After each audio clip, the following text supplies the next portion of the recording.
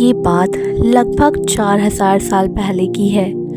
طوفان نوح کی تباہی کے بعد اللہ تعالیٰ نے عرب کی سرزمین پر ایک ایسی قوم پیدا فرمائی جو دنیا کی سب سے زیادہ طاقتور، مضبوط اور توانا افراد پر مشتمل تھی۔ ان لوگوں کا جسم دندناتا خوبصورتی، سرخ سفید رنگت اور حسین چہرہ، ان سب میں ان کا کوئی ثانی نہ تھا۔ مال و دولت کی فراوانی، شاندار تہذیب اور ہر طرح کی نعمت انہیں حاصل تھی۔ قرآن میں فرمایا گیا ہے کہ ان جیسی قوم ملکوں میں کہیں اور پیدا ہی نہیں کی گئی۔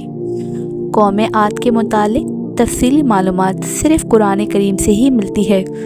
مزید کوئی قدیمی تاریخی کتاب ان کا مکمل ذکر نہیں کرتی، اس لیے ان کی حالت کا نقشہ یا تو قرآن کی آیات سے بنتا ہے یا پھر مورخین کے ذریعے جو ان کے بہترین آثار زمین سے نکال سکے۔ محقق لکھتے ہیں کہ عاد ایک شخص کا نام تھا جو حضرت نوح کی فوٹ نسل میں سے تھا، ان کے بیٹے سام کی اولاد میں سے۔ عاد کی اولاد اور اس کے قبائل ہی قوم عاد کے نام سے مشہور ہوئے۔ یہ لوگ بہت قدیم زمانے کے راہی تھے، بہت لمبے قد، بہت مضبوط جسمانی قوت اور بہت ہی اعلیٰ درجے کی عمارت سازی کرتے تھے۔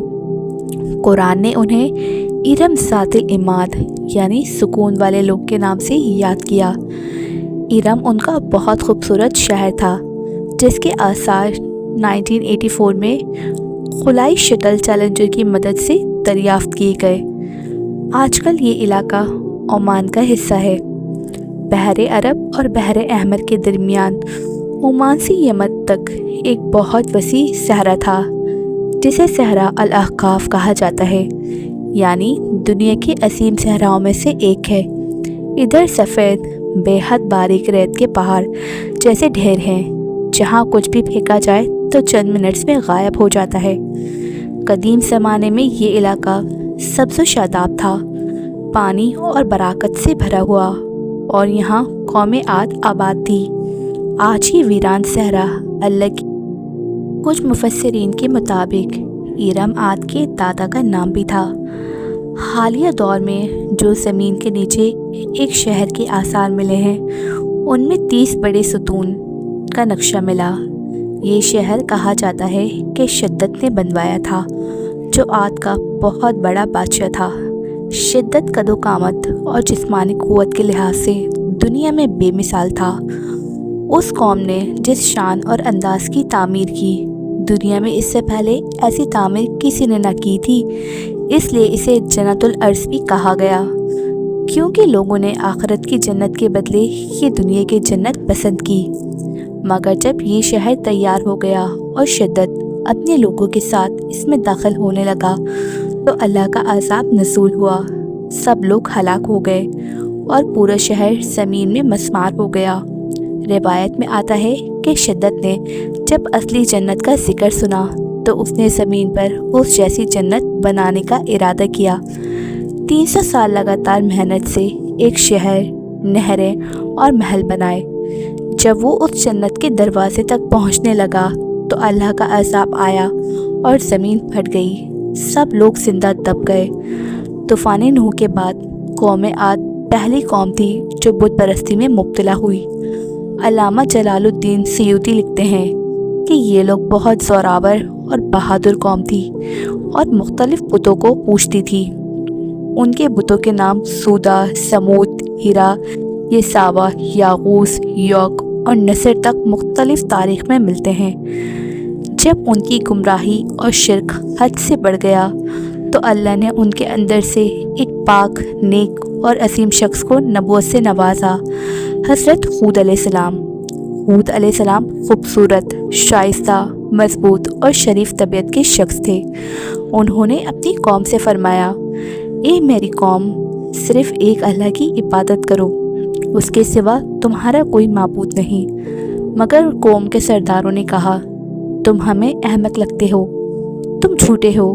ہود علیہ السلام نے بار بار انہیں سمجھایا، انہیں اللہ کی نعمتیں یاد دلائیں، نوح کا طوفان یاد دلایا، مگر وہ تکبر میں اندھے ہو گئے۔ وہ کہتے، ہم سے زیادہ طاقتور بھلا کون ہے؟ عاد کے 13 بڑے قبائل تھے۔ عمان سے یمن تک ہر جگہ ان کی آباد کاری تھی۔ باغات، نہریں، سرخیز زمین، طاقت، قوت، سب نے انہیں غرور میں مبتلا کر دیا۔ حود علیہ السلام کی بات نہ مانی گئی، الٹا انہیں جادوگر، آسیب زدہ اور دیوانہ کہا گیا۔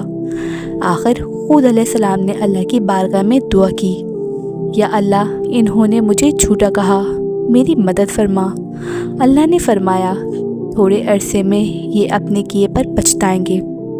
پہلا عذاب سوکھا، بادلوں کو روک دیا گیا، چشمے سوکھ گئے، نہریں خشک ہو گئیں، 3 سال تک تمام زمین بنجر ہو گئی، لوگ ہلاک ہونے لگے، فساد بڑھ گیا۔ حود علیہ السلام ان پر رحم کرتے ہوئے بار بار فرماتے، استغفار کرو، اللہ سے معافی مانگو، وہ تم پر بارش برسائے گا، مگر لوگ نہیں مانے۔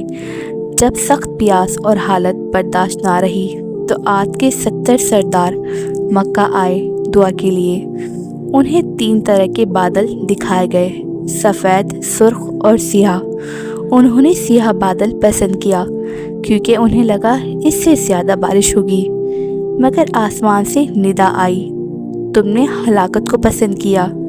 سیاہ بادل عاد کی طرف روانہ ہوا، قوم خوش ہو کر تالیاں بجانے لگی، مگر یہ بادل عذاب تھا، تیز، شکدار، تباہ کن آندھی۔ قرآن کے مطابق وہ آندھی سب کچھ تباہ کر دیتی تھی۔ عذاب 7 رات اور 8 دن مسلسل چلتا رہا، کوئی جاندار زندہ نہ رہا، گھر، محل، جھوپڑے سب ہوا میں اڑ گئے، صرف حود علیہ السلام اور ان کی ایمان والے ساتھی محفوظ رہ گئے۔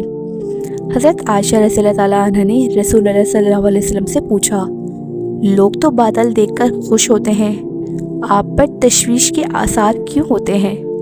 آپ صلی اللہ علیہ وسلم نے فرمایا، عائشہ، کیا پتہ اس میں عذاب ہو؟ قوم عاد بھی بادل دیکھ کر یہی سمجھی تھی کہ برسات ہوگی۔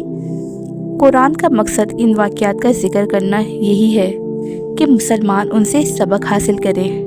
قوم عاد کو اللہ نے طاقت، قوت، مال، نعمتیں سب کچھ دیا، مگر جب انہوں نے نافرمانی کی اور اپنے نبی کو جھٹلایا تو اللہ نے انہیں مٹی میں ملا دیا۔